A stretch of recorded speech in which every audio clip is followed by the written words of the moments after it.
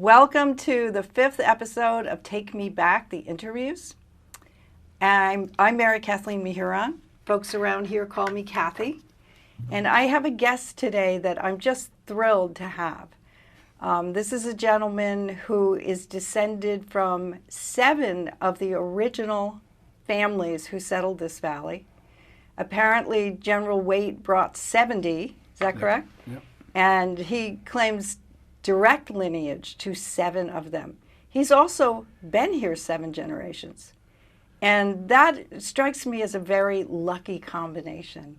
I'm glad you're still here. 7 generations in the same house. My family was here before the house was built.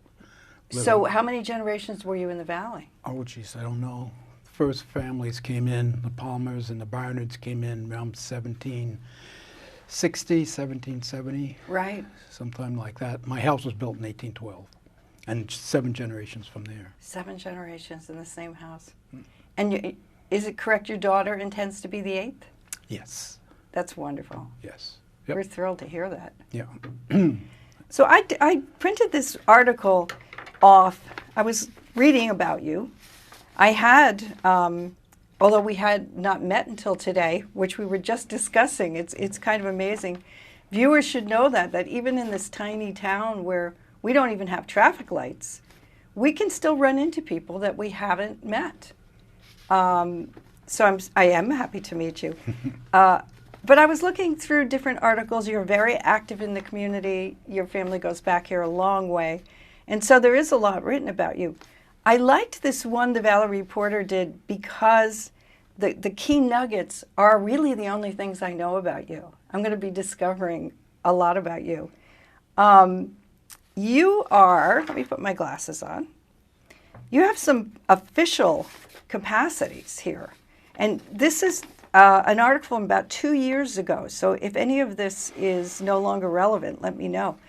You're Waitsfield Town Health Officer, which meant it's 2023, which meant that you were left to deal with a lot of the COVID situation. I'd love to touch on that. You are also Waitsfield Emergency Management Director. And so that would have put you under the gun again with the recent storm that we had funnel clouds. So we were almost tornado. I've done the emergency management director job since 2000. So I was involved with Irene. And you were? Oh, yeah. Yeah. So if we go back to when you began, would you say Irene was the worst that you had to deal with? Oh, by far. Oh, by far. That was traumatic for so many different reasons. Yep. Yeah, it was a big event. It tore the valley physically apart, but not spiritually. Not spiritually, that's right. Yeah, everybody came together and worked really hard to put the valley back together. Yep. So take us through that a little bit. I know you can't remember every moment of it. I guess I don't watch the weather enough. I was actually quite shocked to leave my house and get to the covered bridge and the National Guard was standing guard for our town. How, in that event, when did you become aware of the scope of it? I knew well ahead of time because it was predicted 3-4 days ahead of time by the Weather Bureau. Vermont Emergency Management was warning us about it, and Governor Shumlin made several TV appearances, radio appearances, saying, this is real, it's going to happen, prepare. So I knew ahead of time that we were in for some. And knowing the characteristics of our Mad River, I knew we were going to sustain some sort of damage. The intensity of it, you didn't know, but knew something bad was going to happen. Talk a little bit about that. I don't think that flatlanders like me or folks outside of the valley understand that the river changes. When you talk about the characteristics of it, what are you referring to? Well, because of the nature of our valley being so steep and basically narrow, when we do have a rain event, heavy rain event, the Mad River comes up very rapidly and comes out of its bank pretty easily. And usually the first place that floods is down by my house on Meadow Road. Mm-hmm. For some reason, it floods across those fields first, so I know ahead of time. I also watch the rain gauge down in Moortown. I can see that online. And that gives a prediction of what the water level, flood level of the Mad River will be. So just because of the nature of how our valley is formed, the Mad River comes out easily. Why it didn't happen this last set of storms we had, I don't know. Because as you know, the Winooski came out big time. Barry, Montpelier, Waterbury, Richmond, all the way down through got badly hurt. And the Mad River stayed within its banks. So it's just a fluke. Beware next time it'll. Right. Next time will Knock wood, everybody. It'll be doubly. We hard. were spared. I mean, what was that headline? I can't remember. Was it Vermont Digger that talked about, Waitsfield partied because the Roundup went on. We were fine. Yep. Yep. Yep. We all wore raincoats, but yeah, nobody got too badly hurt. Right.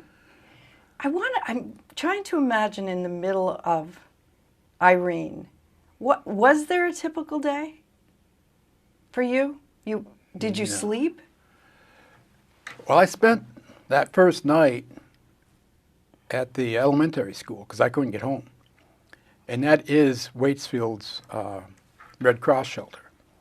And there was several stranded motorists that couldn't get down through Granville.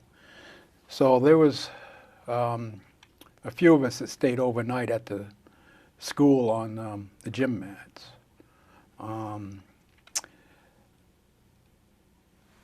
I own 12 rental units in Waterbury and Moortown. And of my 12 apartments, 8 of them, the people were displaced. The place in Moortown that I owned had water 3 feet on the first floor. Wow. That's like 1927 flood. Yeah. Yeah, Moortown got hit very hard. Yeah. Very hard. And the others in Waterbury, and they got flooded in the basement, so I had that to deal with.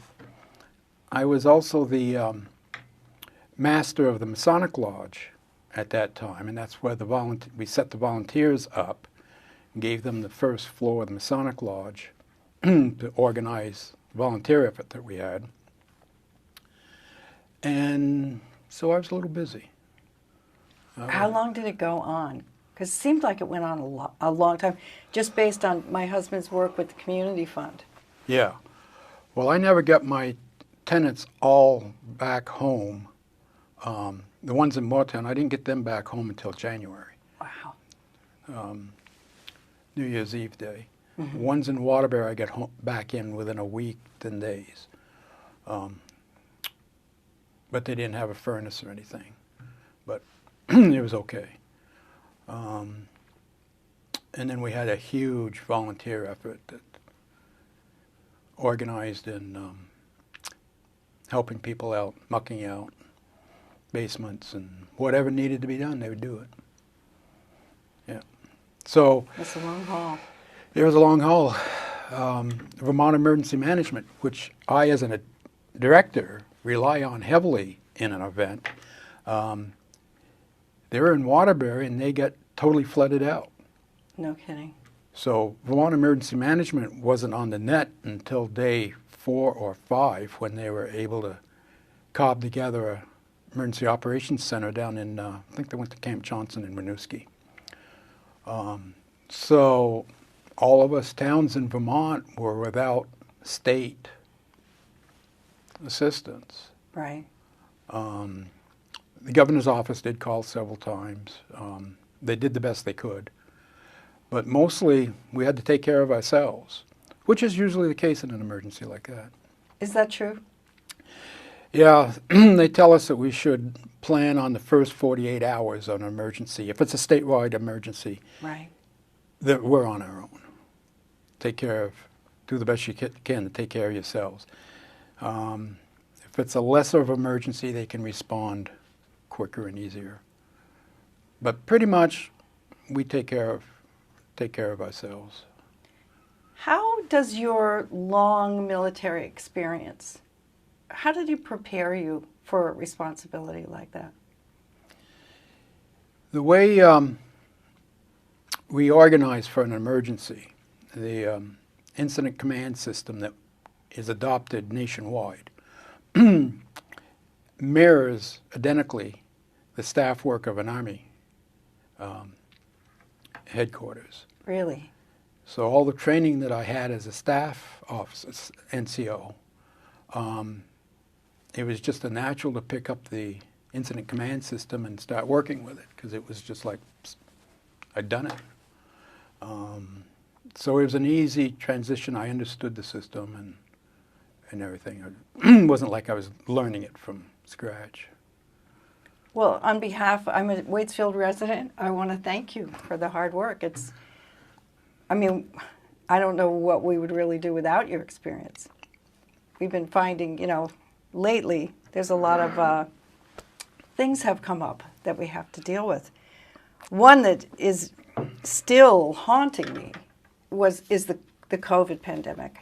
You may have seen several letters I wrote in the Valley Reporter because I was upset. I knew certain families coming, for instance, when Westchester was the center, it was a real hot spot. Yeah. I knew several families who got in the car on the weekend, said they were going to come here and quarantine, but they walked right into Mehuron's market. I put it, I'm being overly dramatic, but I say, and they breathe in my husband and my son's face. See, I'm still getting, the colors rising. And I was really aware of your part in mask mandates. Can you talk about what that was like at that time? When it first started, there was a lot of conversation as to whether or not this was a real event. I'd been, as town health officer, had been getting messages from Vermont Department of Health, which I worked directly for, not the town. And I knew it was serious. This was more than just the usual seasonal flu that was coming down. And there were individuals in town government at the time that did not want to have a mask mandate, which at the time that was the advice that we were given. Wear masks to protect yourself and protect others. So the select board at the time voted not to have a mask mandate. And I was pretty upset because I had just briefed them everything that I knew as their town health officer. Right. We need a mask mandate. And they voted it down. So I went home and I did an emergency health order, which as town health officer working for the Department of Health, I can do, and it would override the select board. So for about a week here in Waitsfield, we had a mask mandate because of the emergency health order that I issued. And then Governor Scott issued his own. So it became a moot point. I remember that time well. My experience, my youngest son is a doctor, and he was in New York City. He is in New York City. And Governor Cuomo asked the residents to leave their specialties and move into the hospitals with the dying. And so my son is every day in a hazmat suit. Remember, we didn't even know how it really got passed or... No. Early on. There was no vaccine. There was no protection. That's correct. So I'm listening to him. I know how bad things can get. And I have some underlying issues that put me at risk. And it was a very difficult time for us.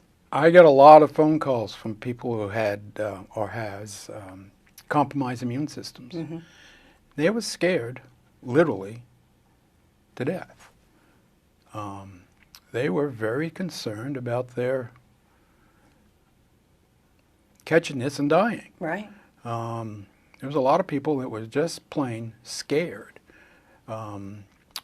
because we didn't know what we know now. And we didn't have the vaccine, so we And we couldn't didn't have build the- our protection. Yeah, yeah. So yeah, there was a lot of really, really concerned people. And as you mentioned, we had people moving around geographically within New England, Right. New York. And that's the worst thing for something like the pandemic. That's how it gets spread. And I can't remember, I guess it's federal government issued a shelter-in-place order, which means where you are, you shelter Right. and limit your exposure to people. And an awful lot of people got in their cars and came to Vermont and decided to shelter in place at their secondary residences, which just helped migrate the COVID around. And I'll say it again. Before they went to their home, they stopped at Mehuron. Mehurons and bought groceries and everything. It still makes me infuriated. Yeah. Yeah. But really, neither my son or my husband got sick, so we did survive it just fine. But yeah, it was a scary time it was a scary time. because there was more that we didn't know than what we knew. Yeah. So let's take a break here from our recent difficult times and head back in history. Okay. Describe where your home is. I'm curious the changes that might have happened over time, too. Okay, I live on Meadow Road, which is just off on Route 100 by, it used to be Small Dog Electronics. It's the daycare facility now. Right. What do they call Not Hen of the Woods. That's what I wanted to say. Hen of the Because that's Woods, a restaurant. That's That's way a off. restaurant. I can never. Neck of the Woods. Neck of the Woods, thank you. I apologize to the daycare. Some people refer to it as the bunny farm Okay. because I used to have a lot of free-range rabbits. Big white house, big red barn, all connected. The original part of the house was built in 1812. It's a plank house. The original portion was a plank house, meaning it's like 2 1/4-inch planks running vertically from a frame of 8x8s. Very rugged, very rugged. And then the house has been added on to 3 times since then, and all. So And how much land is still with the farmhouse? just shy of 100 acres. I own the whole side hill across the road from myself, which is Mount Waitsfield. So I own most of the western side of Mount Waitsfield. And has the acreage changed across time? Oh yeah, my great-grandfather owned from the top of that ridge through the valley to the top of the other ridge behind Tucker's, where Bertha's Springs Road is now. Mm-hmm. Can't think of what they call the name of that development now. Wow, that's a lot of land. But yeah, actually, it was 2 farms was combined, 2 different families married, and so yeah, he had like 3 sugar places going full time in the spring. So it was a Messer, and who did he marry? Well, the original name, 1812, was Allen, and the lady he married was Paulina Barnard. And they decided to move on, first to North Facein and then to Governor, New York. And they sold the place to her cousin, who, I can't think of his first name now. His father was Samuel Barnard and lived down where George Carpenter does now. Mm-hmm. And so he took over the farm, and there was 3 generations of Barnards. And then there was 2 generations of Palmers. There wasn't a male heir to the farm, so the daughter got the farm, so the name changed. So there's a couple generations of Palmers, and then my mother married my father, Richard Messer. Yeah. So the name changed once again. Yeah. And when my daughter takes over the place, the name will change yet again to Lindheim, because the daughter got the farm. What's your first memory of the farm? Probably the cattle. Probably the cattle. I spent a lot of time in the barn working with the cows. Didn't play with kids because there were no kids really close by. So the animals were your playmates. So the young calves and stuff were, my playmates, and spending a lot of time in the barn. I've never thought, I'm hearing from a lot of, I call you folks the historic families. That's how I identify you. It's a very different experience you have than someone like me who came in 1986 from New Jersey, right? And I'm really interested in your perspective. And I'm hearing a lot about how even families like the Gaylords that had a number of children, they stayed home. They stayed on their farm. They made their fun with the family. Yeah. Well, you didn't travel. You just flat out did not travel. We had a car. It was kept in a shed out back. Dad would get it out on a Saturday. We had some land up in Fayston with some cattle. We'd go up there and grain the cattle. Then we'd go to Bridge Street to Mehurons and Bisbee's to get groceries and hardware. Mom would take the car the next morning, us kids, and go to church. And when she got home, Dad would take the car and put it back in the garage, and they would stay there till next Saturday. And, we just didn't travel. You stayed on the farm.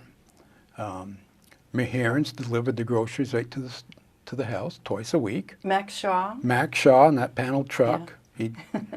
I hear so many crazy stories about Max. Yeah. I wish I'd known him. Oh, he's a great guy. Great guy. Yeah, he was a little timid about our dog, so he always had some bones and stuff from the market, and he'd toss the dog a bone and bring the groceries in.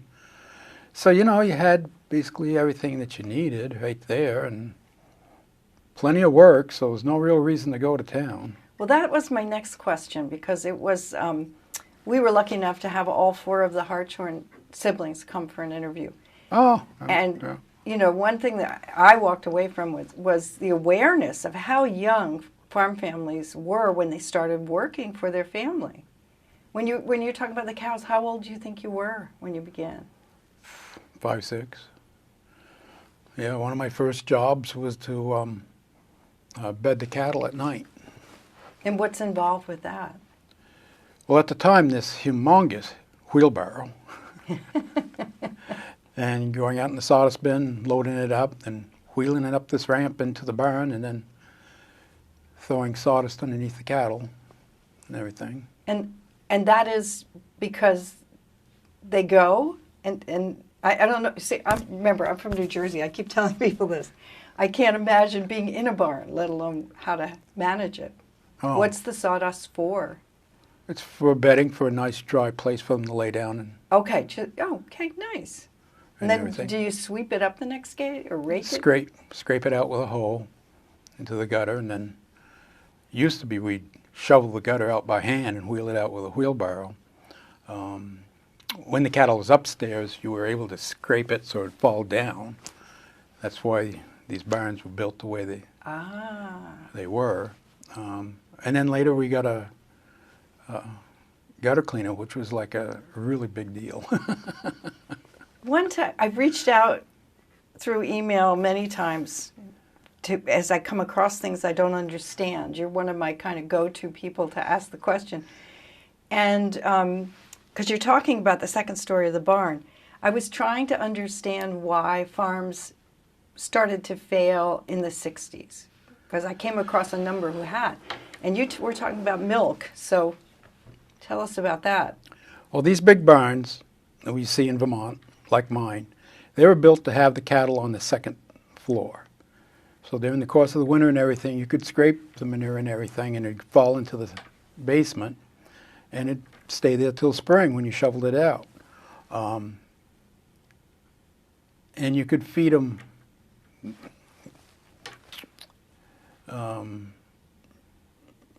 from the second floor too. Everything was contained on the second floor. Well, the state of Vermont got the idea that that was maybe not the most sanitary way of doing it. And they did two things. They said that you had to have your cattle on cement floors, and you had to convert to bulk milk. You couldn't use the cans anymore. So for so many farmers, especially the smaller farmers, to move the cattle from upstairs down was a huge expense, because you had to rebuild the downstairs of the barn. And buying a big bulk tank and setting up a milk house to the standards was more than what many farmers could do. They had smaller herds and everything. It just didn't make any. They just couldn't afford it. So what would be, if you were going to move downstairs, would you have to put a cement floor in to hold that bulk tank? Mm-hmm. So you'd have a special room just for the bulk tank where you'd do your washing for the milking machines and everything. And then the downstairs of these big barns was just pretty much a big open area. So they had to be, gravel was brought in, and then cement. The gutters were formed in the cement. Stanchions were put in for the cattle to stand in, and a feed floor. So it's a big construction job. It's a huge construction job. Oftentimes, the barn had to be jacked up, and some of the sill work had to be replaced. And that's the case in our barn. When Dad moved the cattle down, he had to replace a lot of the sills and stuff. And it just so happened that the covered bridge down by my place was being replaced by the town. And they were pulling out the timbers from the old bridge and burning them in our cornfield.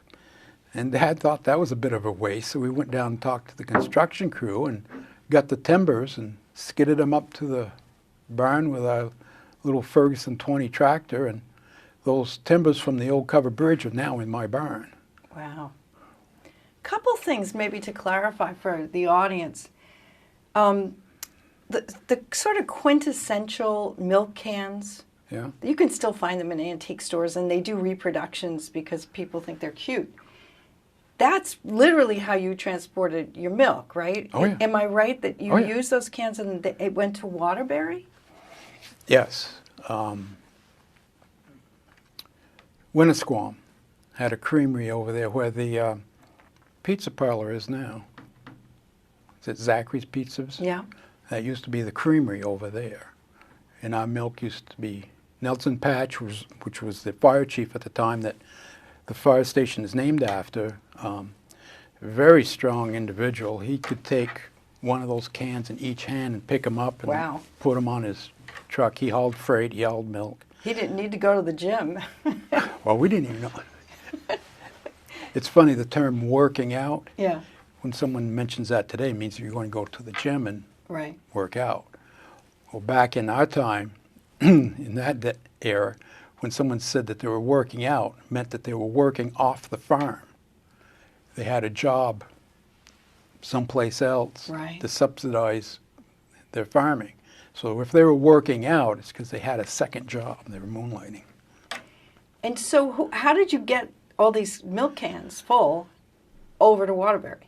What'd you use to get it over there? Nelson would pick them up. Oh, he would pick them up. He'd pick them up at at the farm, and each milk can had a number on it, so he knew which farm it came from, and then he'd return it the next day. Interesting.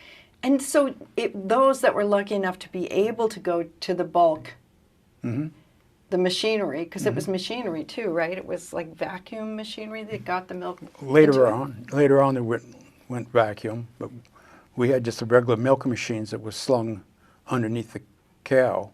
And how did that get to Waterbury? Well, the milk from the cow went into the milking machine, and then that was dumped through a filter into the can.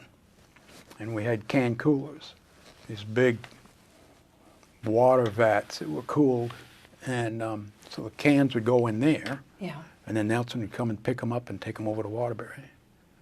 Quite something. The other thing, and now I'm just asking random questions because I've been curious to ask somebody this ever since I've been in Vermont. Because I did not experience farm animals in my life. And I'm thinking about you small children around horses and cows and whatnot. What did you have to learn fast to be safe? Well, don't let them step on you. Look out for your feet, usually.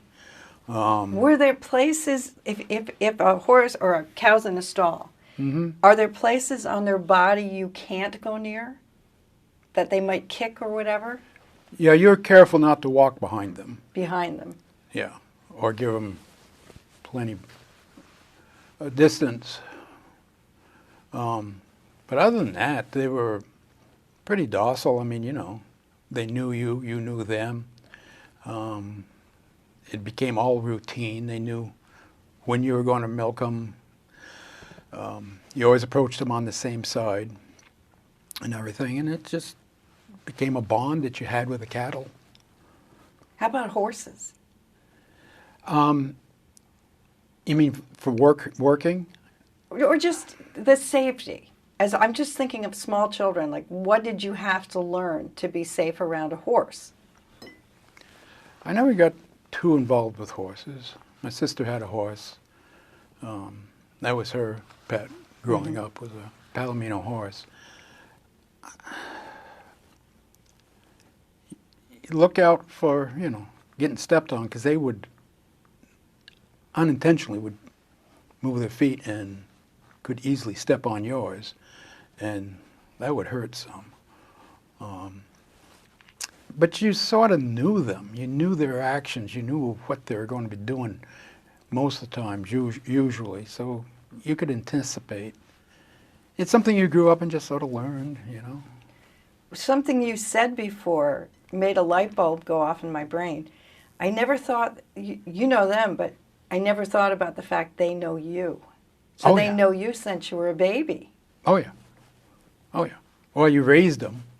I mean, especially the cattle, soon after they were born, you were feeding them and raising them, and they almost become family.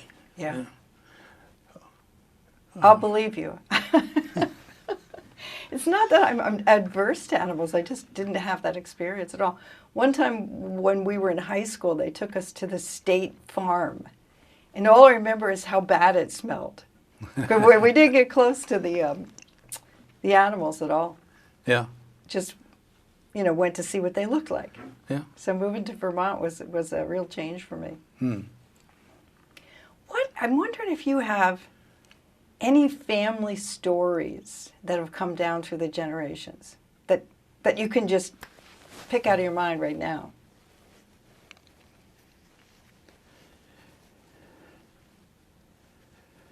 I should have prepped you for that, because that's hard to put your finger on so quickly. Yeah.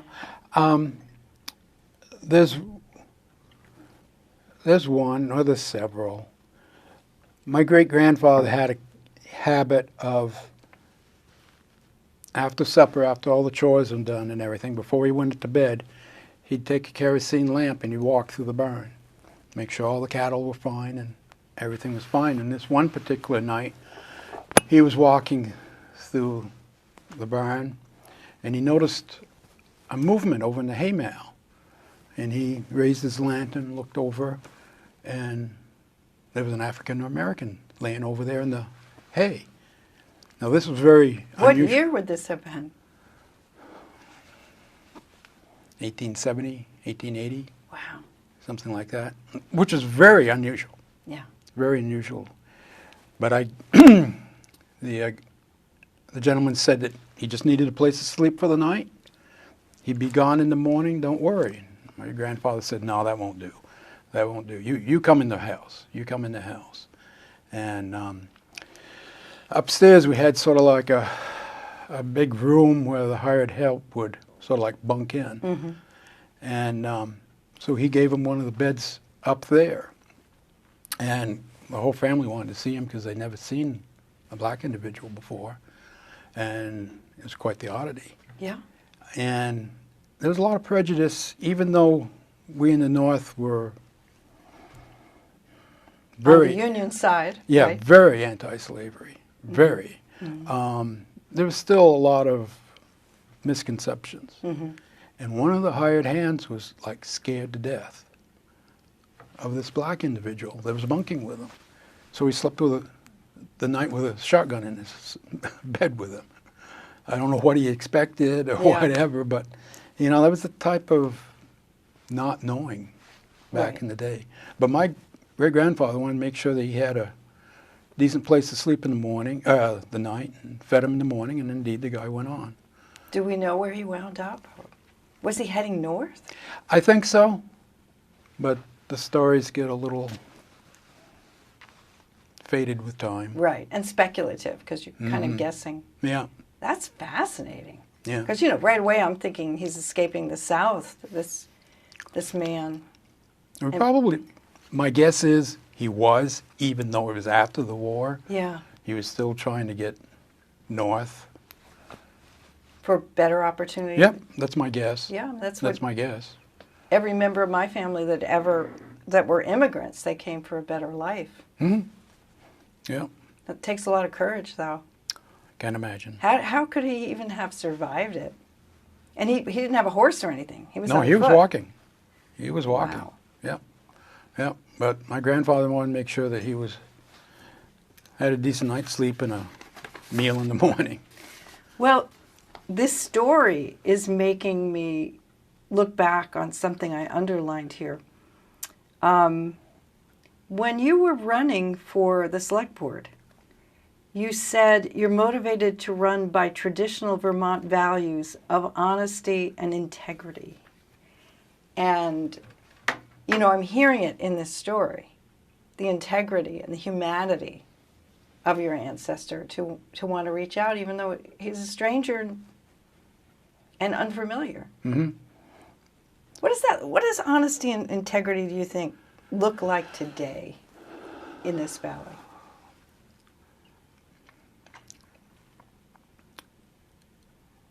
I'm impressed by the caring of the people in this valley, how much they care for each other. If there's a need, it's usually met. If it's known about. Not that it wasn't before, it was, but in different ways. I think it's one of the reasons because we are able to communicate so easily these days that when there is a need, there are people there that are more than willing to like jump in, like I can do that or I can do this. That really impressed me today. And you're traveling around other parts of the country, you don't see that. Or at least I don't, depending on where it is. I don't mean to generalize, but the people in our valley just seem to have Vermont, a genuine concern for their neighbors, even if they don't know them. I think that's true, and I've been thinking about this a lot. I don't know if you read my articles in the Valley Reporter. Of course I do. You notice how I try to draw others in, because we can't have a full picture, even if it's anecdotal. We have a better idea of the sense of the valley if more voices join in. Mm-hmm. So, you know, sometimes people are just terrific writers, like Randy Graves is a great writer. Don't you love his work? Yeah. I don't need to coach him, but there are others who want to tell a story, and they need me to sort of edit and coach. And then we get it to their liking, and then we can publish it. And I am struck, and I'm trying to figure it out. Every single person will discuss at some point how special this place is. So it does make me think about, well, what is it that's so special, and why is it so? So, you're talking about how we care about each other. Do you think that's because it's a small community and we need each other? Or is there something more to it than that? I think it's something more to it than that. Well, for one thing, we aren't isolated like we used to be. Not that if years ago people didn't care, because they most certainly did. But they did things in different ways. If someone's house burnt down, the whole community got together and they built them a house or a barn. Right. Or if they were sick, the farmers would go over and take care of their chores until you're well enough to pick up and start farming again. It's just the difference, I think, in how society has changed. I mean, we were agricultural, totally. Everybody was either in agriculture or supported agriculture. Now, a lot of our folks work out of the valley, or they're involved with the tourism industry. And if something happens in Warren, people in Moortown know about it. Right. Well, 50, 100 years ago, you just never knew until maybe weeks later. Right. You only knew about your small cluster wherever you were. So it's not uncommon for someone from Warren to show up in Moortown to help out with whatever, It's the same but different. I would have thought, if we were talking about, I was born in 1955, so if we were talking about, say, the 60s or whatever, a lot of people went to church. More people went to church then. So if you had asked me way in the back, why is this valley so special, I might have passed it off to the fact that many had religious conviction. Today, not so many do, but that quality of caring is still here. So it's something about the culture. Vermont is the least religious state in the nation. Is that true? Yeah. That wasn't true years ago. The church was the hub of the community, and it was more than just spiritual. It was community. It was social. Wasn't it governance to some extent too? Early days, there weren't. Oh, yeah. Yeah. 1700s and Yeah. so yeah. But that evolved. But the church was very central to the community, either from a social or spiritual or both. The Sunday schools, we used to pack that downstairs of that Federated Church or UCC church with kids on Sunday mornings. That thing used to be packed. Of course, it was the baby boomer era. Right. And everything. And, big holiday, Christmas pageants and everything the kids would put on, and a party afterwards for the kids and everything. And the different suppers that they'd put on. It was more of an excuse to get together as much as it was to raise some funds for the church. But the church and a few of the organizations like the Masons, the Odd Fellows, Rebecca's, Eastern Star, people joined them for the social aspect of it because there wasn't anything else. Right. There wasn't anything else. There was no nightclub you were going to go hang out in. I don't think growing up Waitsfield even had a bar when I was back in the 50s. Yeah. 60s, yes. But no, if you wanted to meet people or meet your neighbors or see folks or be social, you remember that you just grew up in the church and one of these other organizations. So one of the things, I don't know if maybe you have read it, I found a volume a Waitsfield High School yearbook, and I felt really like it had been sent to me from the divine, because it was the year that my beloved mother-in-law, Irene, came to the Valley to teach. Yeah. And I was able to study her students. I mean, I knew, when I met Irene, I knew all of her students as older people. Yeah. I didn't realize how that. Imagine that relationship. She had them, and then she married Alan Mehuron, and these students remained in her life till her death, right? So. Well, that was it. I mean, you knew everybody. Right. There wasn't people moving in and out. I mean, there were the families in the valley, and that was it. You know, when Father and I would go to Mehuron's on Saturday evening, Dad knew everybody. I mean, you just knew everybody. If there's a stranger in town, someone you didn't know, well, who's that? Where is he from? You know, it was a source of great curiosity, you know. And the families were just here for forever. It wasn't until the 60s, really, 60s and 70s, did the interstate bring so many folks into. You know, I never really thought about how the interstate impacted things. The interstate really changed Vermont. Yeah, really changed Vermont, because it made it easy for people to get to us. Yeah. For generations, we were pretty much isolated here. Yeah, you get here, but it wasn't easy. So I found that 53 yearbook, and then I went back digging in our family papers, because I knew we had Elmer's, and that was 1923. I remember Elmer.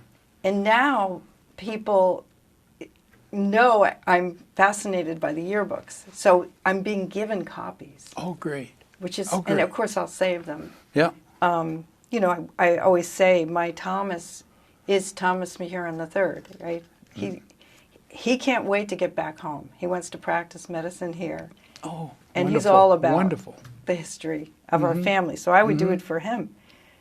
Well, the Mehurons have been here for a long time. A long time. Yeah. Did you go to school at the old, what we call the old high school? Yeah. From 1st to 12th grade? 1 through 8. And then in 66, 65, 66, Howard Union Howard Union was built. So for high school, I went to Howard Union. Which like Tommy, I think, was in the second class that went to the new school, Howard Union? Yeah. My class was a class of 70, and we were the first class that had all 4 years of high school at Harvard. Okay. Yeah. But I went through, it was in the 8th grade that the new elementary school was built. Right. And it wasn't ready to be occupied until after Christmas vacation. So the first half of my 8th grade I had in the old high school. And then the last half I had in the new elementary school. That must have been so exciting to make the change. Yeah, I guess. You know, it was still school. It was still school. Fair enough. I'm just watching the time here. So, something in studying these yearbooks and then going and finding out about the people. Yeah. I'm very fortunate that family members will talk to me, and sometimes they provide written documents that folks wrote. Yeah. It is clear that the level of education, remember I was a math and science teacher for 40 years. Mm-hmm. I have some idea of what a good education looks like. Mm-hmm.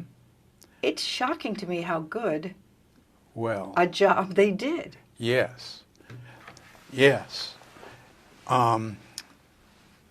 What astounds me is I like history, military history, Vermont military history, and I read the letters that the soldiers wrote home from the Civil War, and oh my goodness, their penmanship was immaculate. their vocabulary, everything was just like college level by our standards today. Right. Yeah, it's absolutely astounding. Did you know? I think the 53 class. I can't remember the numbers. They started with a lot of kids and didn't end up with many. My interpretation of that is that the families needed them at the farm. Yeah. Were there families that valued education more, or really was it the luck of the draw, whether you had enough money to stay in school? What do you think? The classes were small. Like my grade school class was only like 6 or 7 of us. I know of a lot of people that had to drop out and go home and work on the farm or in logging. Logging was also pretty big here in the valley. Right. Because the father had injured himself or had died or something, and there was no social network to pick up. Right. So the eldest boy was expected to fill the shoes.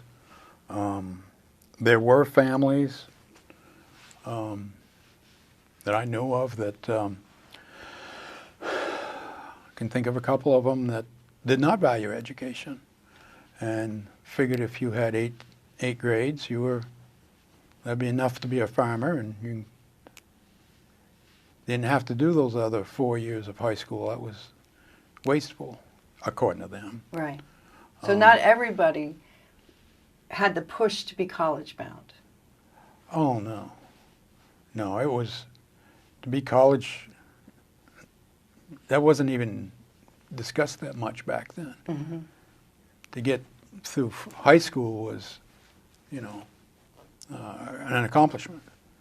And to go on to college was just a small percentage out of the whole class would go to college, if any. I am noticing. Back in 40s, 50s. I'm not saying it's hard and fast, but there is some correlation between the women who taught and their insistent that their children go to college, which kind of makes sense. Mm-hmm. Growing up in the 50s, and so college was not something people aspired to that much if you want to stay on the farm. Mm-hmm. What they would do is go to the agricultural tech school over in Randolph, and they had 1 or 2 year programs, and a lot of farm boys did that. Okay. And I think they had a certificate program, and I think if you stayed there for 2 years, which was somewhat unusual to stay that long, you get an associate. I think the people graduating in the 60s and 70s, well, they might go on to UVM and get an agricultural degree. But growing up, my younger age, the emphasis of college just wasn't there. I'm Irish Catholic, Okay. and so our reputation of having large families was true Yeah. in my place and time and Yeah. my culture. Yeah. It's hard for me to imagine a big farm family where all the kids wanted to stay. Usually didn't. Would you say half and half? The majority wanted to leave?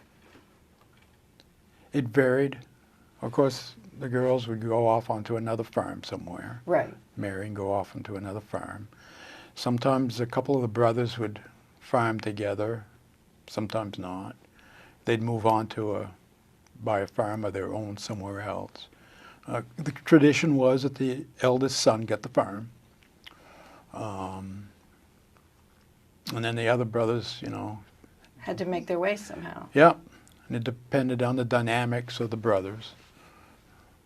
But usually, from what I can remember, they'd move on and buy their own farm someplace else.